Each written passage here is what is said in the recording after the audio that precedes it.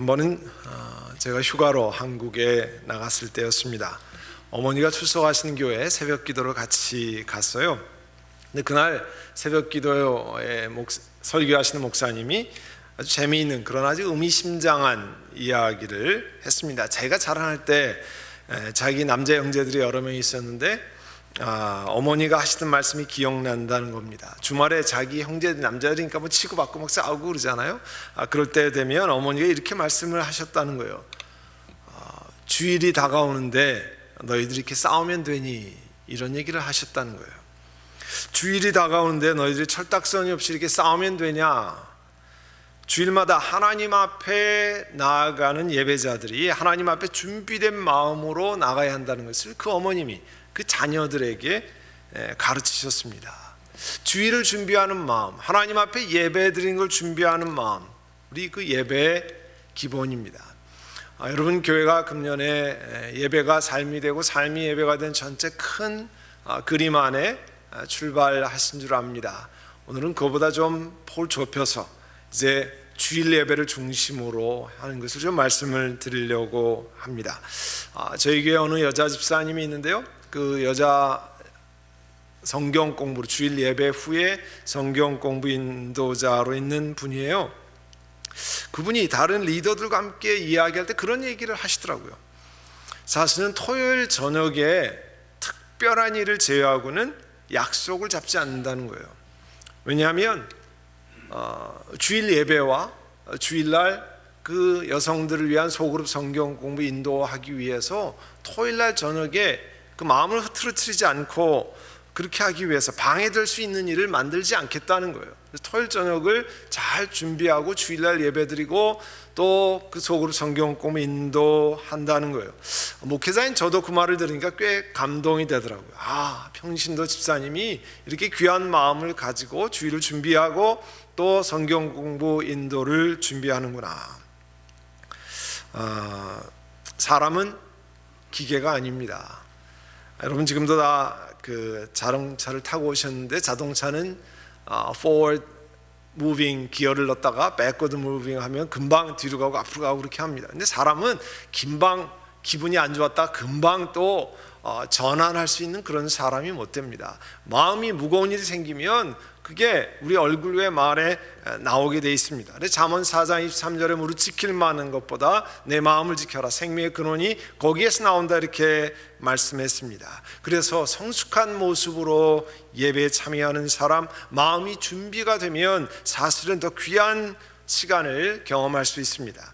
구약성의 에스겔서 44장 15절 이하에 보면 그 구약의 제사장이 이 성소 지성소 안에서 직무를 행할 때 어떤 옷을 입어야 되는지, 머리는 어떻게 깎아야 되는지, 결혼은 어떻게 해야 되는지, 이런 것들을 적고 있습니다. 어떤 생활을 해야 되는지, 어떤 몸을 어떻게 관리해야 되는지 하는 것들을 설명하고 있어요.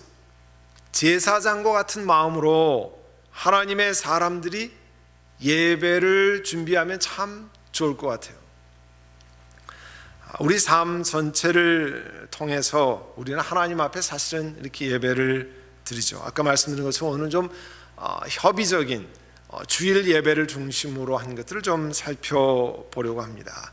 주일 예배뿐만 아니라 오늘 이렇게 수요 예배 함께 드리는데요, 예배 드린다는 것 신앙생활의 가장 기본이죠.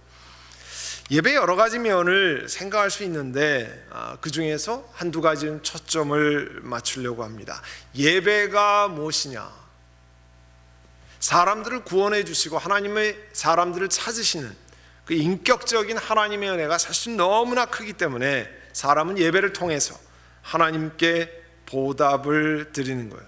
우리 기독교의 예배는 이 예배를 통해서 우리 전인적인 그 감격 속에서 내가 받은 하나님의 커다란 은총을 그 주인 앞에 사실은 감사 보답의 표현을 하는 겁니다. 여러분 보시면 우리 예배를 어떻게 이해할 수 있습니까? 예배는 하나님의 크신 가로에 대한 사람의 감사와 가로에 대한 표현이다. 가로 넣기 하면 뭐겠습니까? 예배는 하나님의 크신 은혜에 대한 사람의 감사와 보답의 표현입니다. 그러니까 예배를 정의할 때 하나님이 주신 커다란 은혜와 대한 사람의 감사, 그 다음 리스폰스, 그 다음에 보답에 대한 표현이, 그거를 표현한 것이 예배입니다. 우리 한국 민족을 전통적으로 뭐라고 그래요? 종교적인 사람들이다, 그렇게 얘기합니다. 그러면 도대체 어떤 의미로 종교적이라고 얘기를 합니까? 한 번은 한국의 어느 그 일간지의 수석 논설위원이 논설에다가 그걸 썼어요.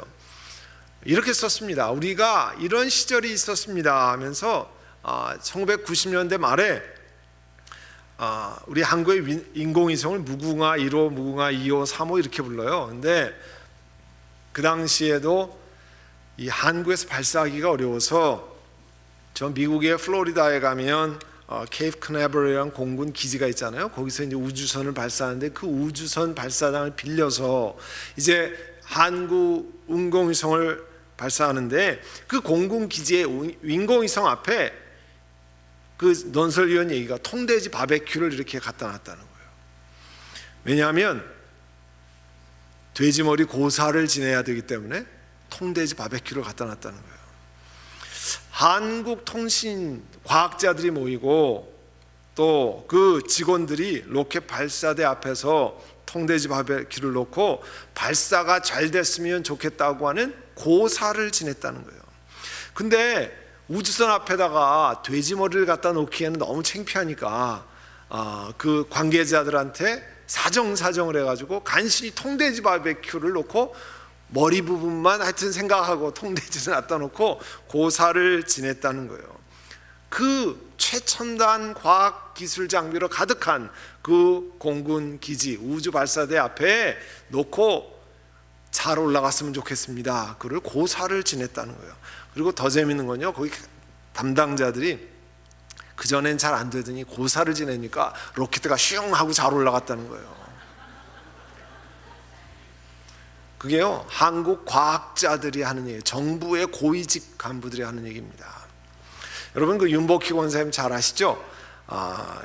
자신 뮤지컬 가수로 이제 캐스팅이 됐을 때 처음 이 샹송 가수 에디트 피아프의 빠담에 이제 주연 그거를 했는데 뮤지컬 제작자 한 분 찾아왔더래요. 윤복희 씨, 이 뮤지컬이 성공을 해야 되는데 성공을 하려면 우리가 시작하기 전에 제작자를 다 모아놓고 고사를 드립니다. 그래야 이게 대박이 터진다는 거예요. 그랬더니 윤복희 권사님이 나는 그러면 안 하겠습니다. 주연 안 하겠습니다.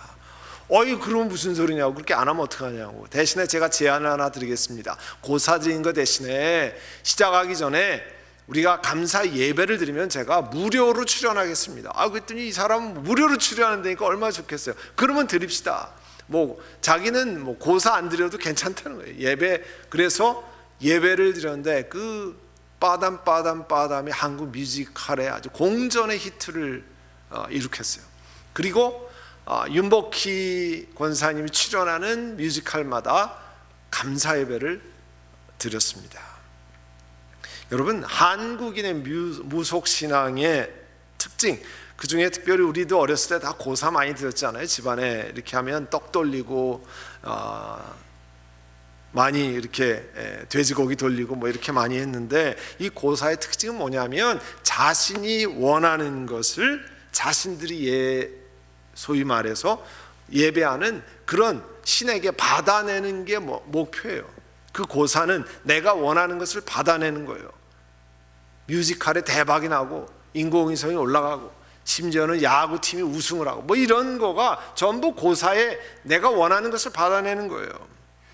자, 우리 그리스도인들도 예배에 대한 사실은 바른 이해가 없이는 하나님께서 우리 예배를 통해 주시는 그 은혜를 사실 모르게 됩니다. 내가 원하는 것을 받아내기 위해서 우리가 예배 드리는 게 아니거든요. 내가 원하는 거 오늘 밤에 성취하기 위해서 이 자리에 온 게 아닙니다. 구약 성경에서 예배라고 하는 것은 여러 가지 내용이 있지만 하나님 앞에 나온 사람들이 마음과 몸을 가지고 최대한으로 우리의 최고의 경배를 올리는 것을 구약성에서 예배라고 불러요. 그래서 아브라함이 한 번은 그 나이 많은 종을 자기 아들 이삭의 배우자를 찾기 위해서 저기 고향 밧단 아람 쪽으로 보냈잖아요. 그때 창세기 24장에 보면 가서 이제 아브라함의 종이 거기에서 이삭의 배우자가 될 하나님의 인도로 리브가를 만나잖아요. 그때 아브라함의 종이 머리를 숙여서 하나님께 경배하고, 그게 예배의 모습입니다. 머리를 숙여서 하나님께 경배하고, 나의 주인 아브라함을 보살펴 주신 하나님을 찬양합니다. 나의 주인에게 주님의 인자와 성실을 끊지 않으셨기 때문에 주님께서 저희 길을 잘 인도하여 주셔서 나의 주인의 동생 집에 무사히 이르게 하셨습니다. 하나님을 찬양합니다. 이런 일을 이루게 하셨습니다. 감사합니다. 그런 것이 구약에 나타나는 예배의 모습이에요. 하나님께 경배하고, 하나님 이와 같은 아름다운 일을 이루셨습니다. 찬양함.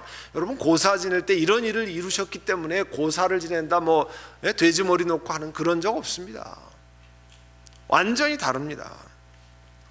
오늘 여러분 함께 읽으신 마태복음 4장 10절에는 헬라어로 프로스큐네오라고 하는 단어가 써 있습니다. 그는 종교의 포시로 엎드려 절하다, 굽어 엎드리다, 지상의 최고의 통치자에게 모든 신체적으로나 마음으로 순종하고 굴복하는 것을 나타낼 때 그 단어를 씁니다.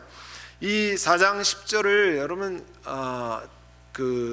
다른 번역으로 보면 이게 이제 새 번역인데요.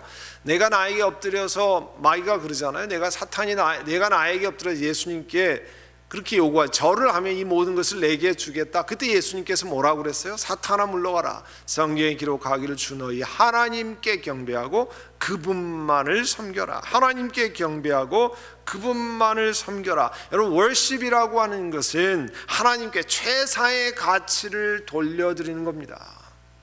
그게 예배예요.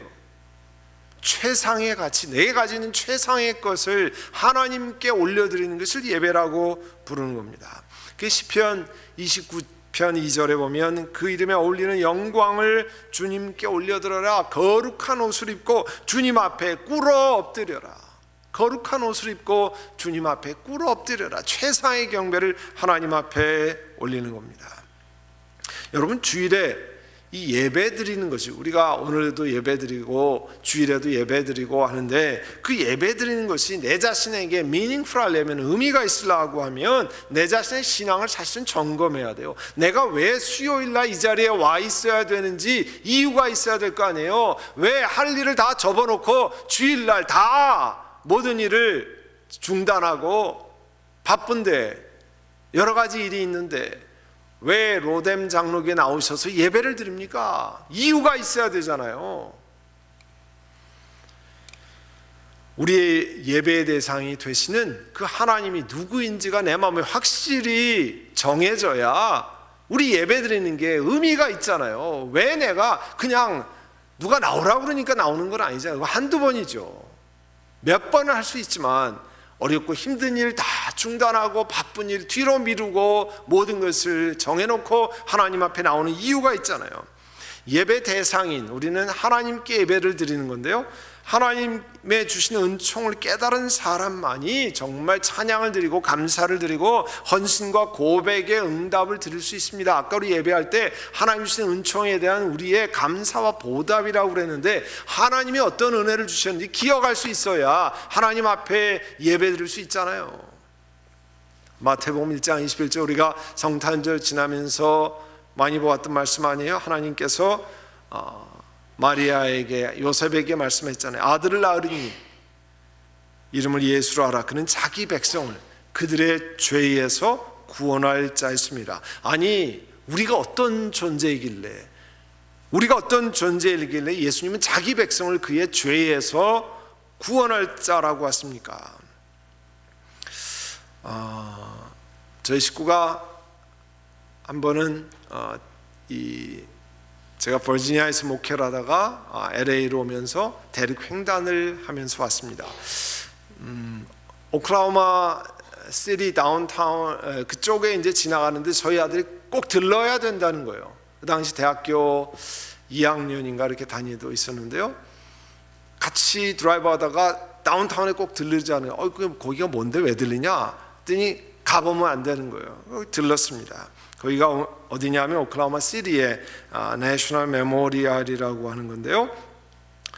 거기에 가면 저희가 석양에 들어갔는데 이렇게 큰 탑이 있고 903라고 하는 이쪽에 탑이 서 있고요. 가운데는 커다란 리플렉팅 풀, 이렇게 물이 잠겨 있는 풀이 있어요. 이쪽에는 901, 9시 1분, 9시 3분 이렇게 써 있습니다.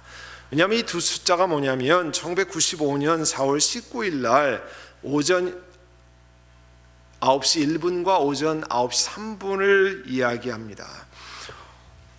오전 9시 2분에 미국 행정부의 불만을 푸는 그 젊은이, 여러분도 사진을 많이 보셨겠어요? 티모시 맥베이라고 하는 청년이 트럭에다가 폭탄물을 싣고 그 정부 건물에 돌진해서 폭발시켰습니다.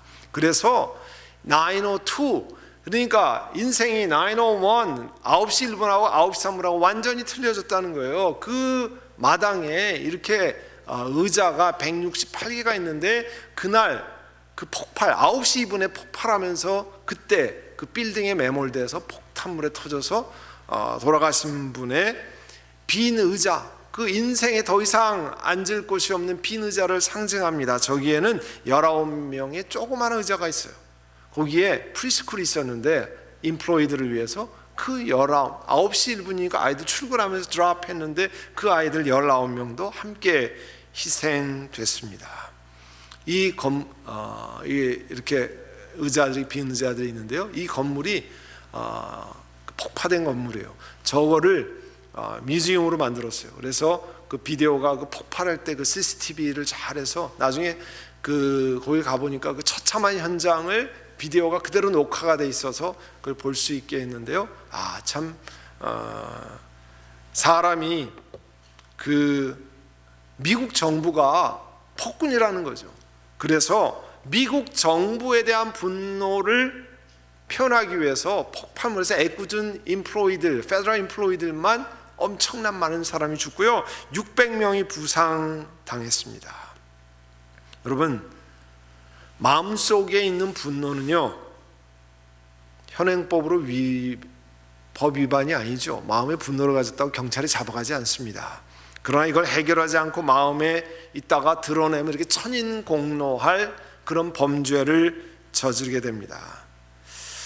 요즘에 페더럴 임플로이들 가운데 이 TSA, 공항에 검사하는 사람들이 고통이 많잖아요. 월급은 못 받고 일은 해야 되고 그러니까 뭐 안 나오고, 그래서 1시간 걸리고 2시간, 3시간 걸린다는 얘기가 많이 있습니다. 한 번은 23살의 청년이 LAX 공항에서 가방을 탁 열더니 반자동 소총을 꺼내서 막 소총을 난사했습니다. 그 TSA 요원한테 해가지고 그 TSA 요원이 죽고 몇 명이 부상 당했는데요. 자기는 그 TSA 직원이 자기를 그렇게 대해서 분노해서 그걸 표현했다는 거예요. 그들의 마음속에 내가 공포를 심어주겠다고 그렇게 했어요. 비행기를 타는 검색대에서 힘들게 했겠죠. 우리도 기분 나쁜 때가 많이 있잖아요. 그런데 총을 들고 가서 그렇게 했다는 겁니다. 그 오피서가 39살이고요 부인과 14살, 11살의 자녀가 있는데 무려 그 한 사람에게 12발의 총을 쏴서 무참하게 살해했습니다. 어느 지역의 한 교민이 자신이 운영하는 비즈니스와 비슷한, 거의 똑같은 비즈니스를 가까운데 누가 문을 열었어요. 얼마나 힘이 들었겠어요. 충분히 이해합니다. 그런데 이렇게 이야기를 했어요. 내가 그 자식 총으로 가서 내가 그냥 쏴주고 싶다고. 이런 폭발물을 장치하진 않았습니다. 반자동 소총으로 가서 공항에 뛰어들지 않았습니다. 그러나 이렇게 마음속에 적의를 가지고 있으면, 분노를 가지고 있으면, 적개심을 가지고 있으면 어느 날 일을 내는 거 아니에요. 우리가 이런 사람들입니다. 그래서 아들을 낳으리니 예수를, 그 이름을 예수로 하라. 그가, 예수님이 자기 백성을, 우리들을 우리의 죄에서 이렇게 구원할 자임이라, 이런 사람들이기 때문에 이런 문제를 해결할 분이 예수 그리스도밖에 없는데, 그 예수 그리스도께서 해결하셨기 때문에 주일날 우리가, 혹은 이렇게 수요일날 시간을 구별해서 하나님 앞에 예배에 올리는 겁니다. 한국의 어느 신문에 사설에 이런 얘기를 썼어요. 한국의 교육을 평가하면서 한국은 저희도 다 그런 데서 자랐습니다만 인성보다, 이 캐릭터보다, 캐릭터 포메이션보다 이 엑셀런시, 뛰어남 혹은 성적을 위주로 하는 측면이 많이 있다. 하지만 우리 한국은 OECD라고 그러죠. 경제개발 개혁기구 회원 중에 자살률 1위고 청소년 행복지수 최하위라 국가라고 하는 오명에서 아직 벗어나지 못하고 있습니다. 이런 배경에는 혼자만 잘 사는 아이를 길러내려 했던 부모의 이기심, 경쟁만 강조하는 교육, 그런 가치와 풍토가 우리 자녀들을 그렇게 만들었다는 거예요. 이게 옛날 얘기가 아니고요, 최근 얘기입니다. 그러니까 타인을 배려하고 더불어 잘 살아가는 능력이 우리 한국의 학생들이 잘 사는 나라가 최하위라는 거예요. 실력은 있는지 모르지만 함께 살아가는 것은 바닥을 친다는 거예요. 그거는 조사에서 나오는 겁니다. 여러분, 그런 사람들이 누구냐면 우리예요. 교회 안에 있는. 교회도 타인을 배려하고 더불어 살아가는 능력이 우리 다음 세대들이 최하위라면 우리는 뭐 그렇게 낫겠습니까? 다 우리들의 자녀들이고 그런데요. 우리의 미래는 밝을 수가 없습니다. 이런 비판에서 우리 그리스도인들이 절대 자유롭지 못합니다. 그래서 우리 그리스도인들이 사회생활 속에서 honesty, 정직성이 바닥을 친다고 하는 비난, 한국에 늘 매년마다 조사하잖아요. 이 신뢰성에 관한 조사 보면 기독교가 늘 밑으로 나와 있어요. 캐톨릭 불교보다 더 밑이에요. 참 부끄러운 이야기입니다. 이민교회를 섬기는 지도자로서 저도 책임감과 또 위기의식을 함께 느낍니다. 우리 그리스도인들이요, 말씀을 듣고, 우리가 말씀을 많이 듣는데 말씀을 듣고 나를 바꾸려고 하는 노력, 하나님 말씀 안에서 나를 쳐서 복종시키고 하는, 또 들은 말씀을 통해서 나 자신을 바꾸는 노력 없이 그냥 듣고 이쪽으로 듣고 이쪽으로 흘려보내는 일에 너무나 익숙합니다. 그런 점에서 우리 한국교회에서 일어나고 계속되어 왔던 이 quiet time, 큐티 열풍은 사실 중요한 역할을 해왔습니다. 매일 아침 하나님이 나에게 주신 말씀을 묵상하고 또 생활에 적용하는 훈련은 사실 그리스도인들에게 굉장히 중요한 훈련입니다. 그런데 그것보다 더 앞서는 게 하나가 있어요. 제가 보기에는 뭐냐면 우리 한국 교인들이 주일 예배에서 개선이 필요한 게 참 많이 있습니다. 왜냐하면 예배 시간에 많은 교인들이 우리 목사님 설교가 참 좋습니다. 설교가 나쁩니다. 뭐 이번 주에는 목사님 바쁘셨나 봐. 설교 준비 좀 덜 하신 것 같아.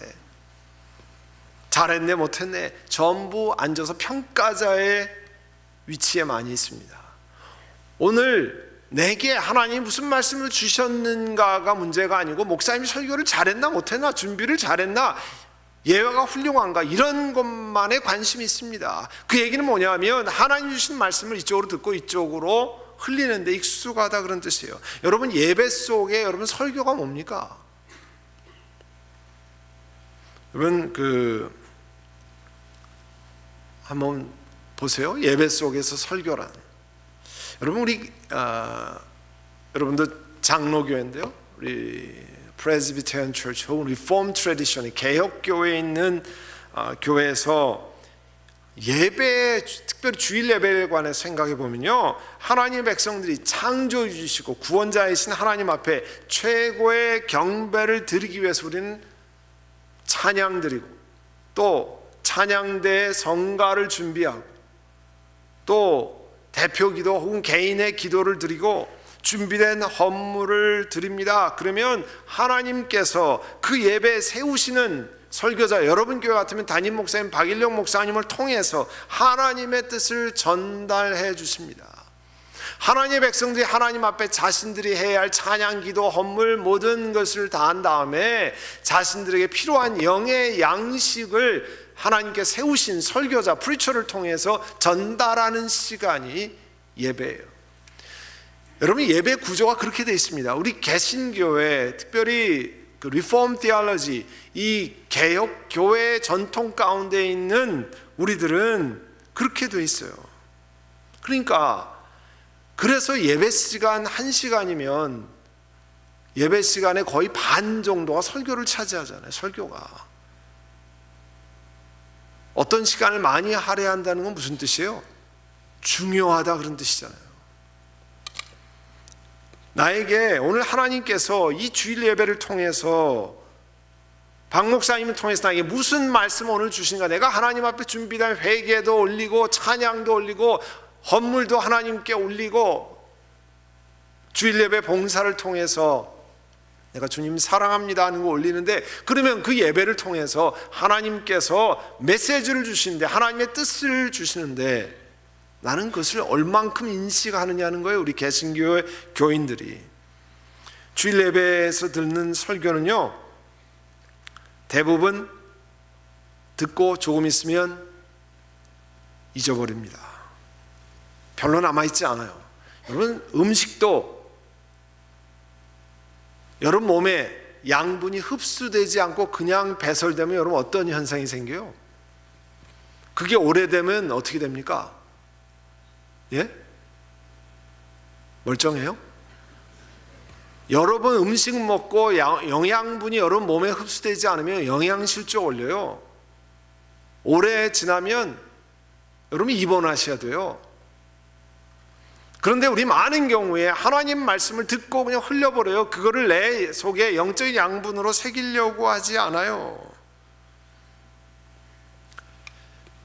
여러분, 이런 그래프를 보신 적이 있는지 모르겠어요. 에빙하우스의 Forgetting Curve, 망각 곡선이라는 게 있는데요, 이거는 이 learning, 학습에 관한 거예요.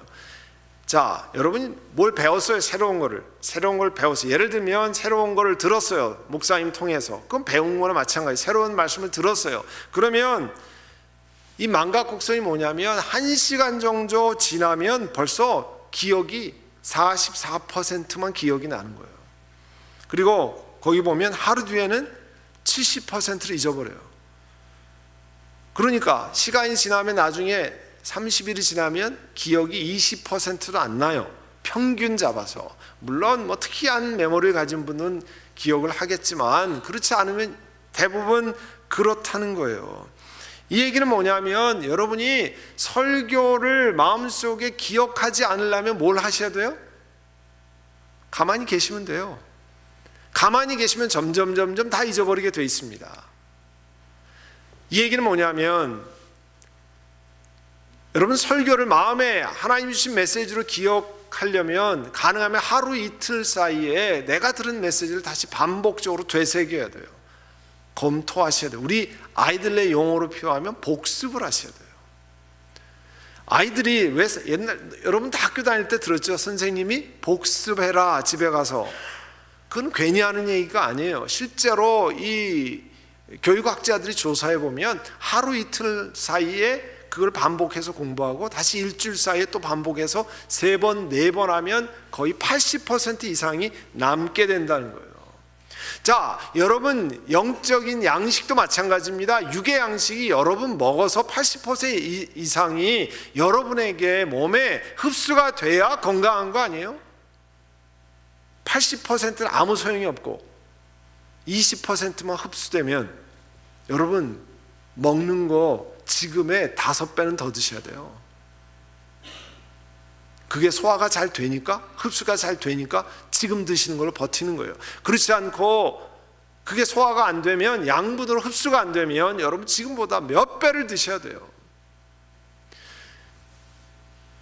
우리 한국 교회가 큐티 열풍이 있는 것도 참 귀하고 하는데, 저는 이 주일 예배 인도를 담당하는 목회자로서 하나님께서 여러분 교회라면 박일령 목사님을 통해서 주시는 메시지가 하나님이 그 예배를 통해서 나에게 주시는 메시지라고 생각을 한다면 그 메시지를 내 삶 속에 영양분으로 간직하기 위해서 노력하셔야 됩니다.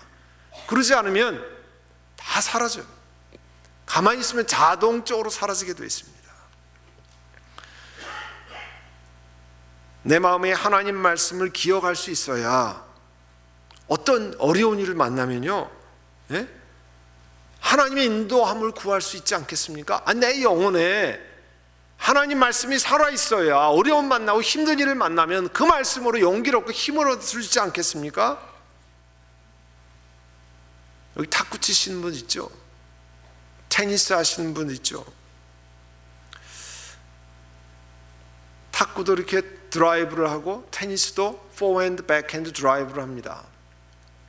저도 제 친구 목사가 테니스 선수가 하나 있어서 테니스를 그 친구한테 배웠는데요, 테니스를 그냥 치는 게 아니에요.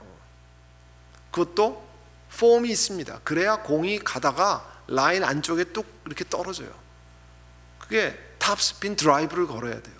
그러려면 그 친구 얘기가 폼이 일정하게 계속 반복적으로 해서 저는 오른손잡이 오른팔의 근육이 그거를 기억해야 된다는 거예요. 그래서 어느 때나 밑에서 위로 공을 쳐서 올려서 라인 안으로 들어가게 만들어야 된다는 거예요. 처음에 저는 한다고 했는데 친구가 아니라는 거예요. 그렇게 하면 계속해서 밑에서 위로 계속 얘기하는데요, 그 친구가 그렇게 하고 2년을 지나니까 제가 자동적으로 그렇게 하고 있더라고요. 그게 뭐냐면 머슬이 메모리가 된 거예요. 탁구도 마찬가지입니다. 농구 슈팅하는 것도 마찬가지예요. 여러분, 우리 영적인 머슬에도 기억을 시켜야 되잖아요. 하나님 말씀이 기억돼서 내가 어려운 일을 만나고 힘든 일을 만나고 고통스러운 일을 만날 때 하나님 말씀이 기킨 거기에 들어와서 그 말씀으로 내가 이겨낼 수 있고 그 말씀으로 감격할 수 있고 그 말씀으로 힘을 얻을 수 있도록 하셔야 되잖아요. 그러려면 하나님 내게 주신 말씀에 관한 생각이 바뀌어야 됩니다.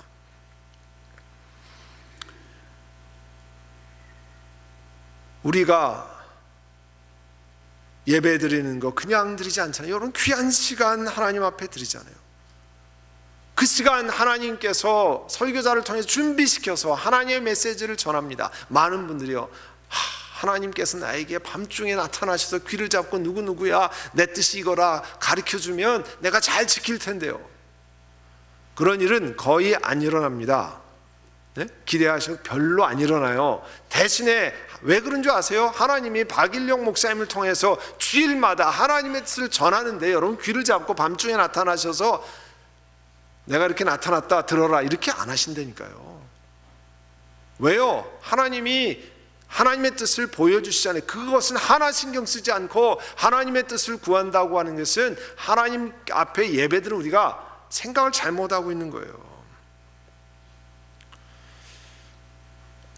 이렇게 우리가 드리는 예배, 설교가 중요하기 때문에 예배 인도를 담당하고 하나님의 뜻을 전달하는 예배 집례자로서의 목회자 역할이 중요한 겁니다. 과거 우리 교회사를 통해서 보면 수많은 목회자들이 언제나 희생적으로 섬기고 살아가면서 성별된 일을 감당하려고 했습니다. 물론 그 중에는 모범이 되지 못한 분들이 있었던 것도 사실입니다. 그러나 대부분 하나님의 사람들이 구약의 레위지파나 제사장과 같이 성결한 삶을 살기 위해서 Holiness to God, 하나님 앞에 성결을 외치면서 그렇게 부족하지만 살아왔고 지금도 살아가려고 합니다. 목회자들이 부족하지만 그 노력을 하나님 앞에 하는 거죠. 왜냐하면 매주일 하나님 앞에 드리는 예배를 인도하고 또 하나님 말씀의 대언자로 하나님 주신 뜻을 전달자로 해야 되기 때문에 설교자로서의 목회자의 역할이 막중한 거죠. 여러분, 나이 드신, 연세 드신 분들은 옛날에 한국에 수돗물을 틀으면 그냥 바로 물을 못 마셨습니다. 왜 그래요? 녹물이 같이 나왔잖아요. 빨간 물이 이렇게 좀 틀어 버려야 됐어요. 똑같아요. 그 재질이 안 좋아서 녹물이 나와요. 지금은 여러분 집에 수도 파이프로 녹물 나오는 이 퍼밋이 없습니다. 재질이 바뀌었기 때문에. 목회자의 그 재질이 그렇게 녹물을 쏟아내면 안 되잖아요. 마시는 사람들이 하나님의 뜻 플러스 사람의 녹물까지 같이 먹는 거 아니에요. 그래서 목회자의 역할이 중요한 겁니다. 그래서 구약의 제사장들에게 예배가 이렇게 중요하기 때문에 그거를 담당하는 예배 집례자를 하나님께 성결하게 세우시려고 애쓰신 겁니다. 그렇기 때문에 그 역할이 여러분 히브리서 13장 17절에 보면 너희를 인도하는 자들에게 순종하고 복종하라. 그들이 너희 영혼을 위하여 경성하기를 자신들이 청산할 자인 것이 아느니라. 이 예배 인도자가 굉장한 사람이기 때문에 그런 게 아니라는 거예요. 하나님의 뜻을 전달하는 통로가 되는 사람이기 때문에 하나님 앞에 어카운팅하는 사람같이, 여러분의 영혼을 어카운팅하는 사람같이 그런 사람으로 서 있기 때문에 하나님 앞에 이 목회자들을 기억하라는 겁니다. 그들로 하여금 즐거움으로 이것을 하게 하고 근심으로 하게 하지 말라. 그렇지 않으면 너에게 유익이 없느니라. 그래서 싫든 좋든 목회자들을 위해서 회중들께, 여러분들께서 기도하셔야 됩니다. 끊임없이 기도하셔야 됩니다. 그래야만 우리가 맑은 은혜의 물을 우리 온 로뎀 장로교 공동체가 마실 수 있습니다. 여러분은 로뎀 장로교를 통해서 하나님을 섬기기로 작정하셔서 모이신 분들입니다. 그런 것은 이 로뎀 장로교 하나님의 은혜의 샘물을 퍼서 마실 수 있도록 하나님께서 이것을 섬기시는 목회자 장로님들, 앞장서 있는 분들에게 생명의 은혜가 넘쳐나도록 여러분 기도하셔야 됩니다. 하나님께서 독생자 예수님을 보내주셔서 우리의 죄를 대신 지시고 우리를 영원한 사망에서 생명으로 바꿔주셨습니다. 가던 길을 완전히 바꿔주셨습니다. 이게 엄청난 은혜이기 때문에 하나님께 이 예배를 통해서 하나님 은혜가 너무 큽니다. 우리를 구원하신 은혜가 너무 큽니다. 감격의 예배를 올려드릴 최고의 경배를 드리는 겁니다. 이 예배를 통해서 내가 예수 그리스도를 통해서 십자가의 은혜로 죄사함 받는 것을 확인하고, 그리고 하나님께서 이 강단에 설교자의 메시지를 통해서 이 예배에 참여하고 있는 우리들에게 하나님의 뜻을 전달하는 거예요. 매주일마다 우리의 삶 전체가 예배자로서의 삶 모습을 잃지 않아야 세상에서 그리스도의 향기를 바라지 않겠습니까? Aroma of the cross, aroma of Jesus to God. 하나님 앞에 향기로운 향기를 드리려고 하면 여러분 하나님 말씀에 우리 자신을 복종하고 회개하고 돌이키고 실천하는 은혜가 없어서는 우리 삶 속에 향기가 날 이유가 없습니다. 그런데 늘 모든 사람이 다른 건 못해도 주일 예배, 이렇게 수요 예배 드릴 때 준비해서 내 자세를 제대로 해서 드리면 하나님께서 이 예배를 통해서 그 경배 중에 주시는 은혜가 뭡니까? 하나님 말씀을 통해서 주세요. 아, 하나님 오늘 이걸 말씀하시는구나. 나에게 누구누구야 들어라. 이런 것이 내 뜻이로구나. 내 뜻이다. 지켜라. 이것을 통해서 회개하고 돌이키고 약속으로 붙잡고 하나님께 의지하라 말씀하시는 겁니다. 사랑하는 성도 여러분, 그래서 예배가 귀한 거고, 그래서 예배를 드리면서 우리의 최상의 것을 드리면 하나님이 말씀을 주시는 겁니다. 오늘 이 수요일 밤 붕에 오신 여러분, 금년에 여러분이 삶이 예배가 되고 예배가 삶이 되는 위해서는 이 예배를 통해서 내 모든 것을 올리지만 또 예배를 통해서 하나님의 뜻을 보여주신 것을 잘 마음에 기억하셔야 됩니다. 메모하고 다시 생각하고 하나님이 목회자를 통해서 어떤 말씀을 주셨는가 돌아보고 여러분의 홈페이지에 가서 다시 듣고 그렇게 하셔야 돼요. 그러면 다른 어느 것보다도 여러분을 로뎀 장로교를 통해서 하나님이 부르시는, 섬기도록 부르신 분들이기 때문에, 작정하신 분들이기 때문에 하나님이 로뎀 장로교를 통해서, 세우신 목사님을 통해서 귀한 생명의 은혜가 충만할 줄로 믿습니다. 이 시간 우리 한번 같이 기도하겠습니다. 기도하실 때 하나님, 내가 하나님 앞에 회개의 기도를 드리고 헌물을 드리고 봉사를 드리고 찬양을 올리고, 그때 하나님께서 목사님을 통해 주시는 말씀을 내 영혼 가운데 새기게 하시옵소서. 그 말씀으로 내가 하나님의 뜻을 확인하고 내 삶 속에 실천하는 은혜를 주시고, 그래서 내 삶 속에 예수 그리스도의 향기가 품어나올 수 있도록 성령 하나님 함께 해주시기를 원합니다. 이 시간에 간절한 마음으로 함께 기도드리겠습니다.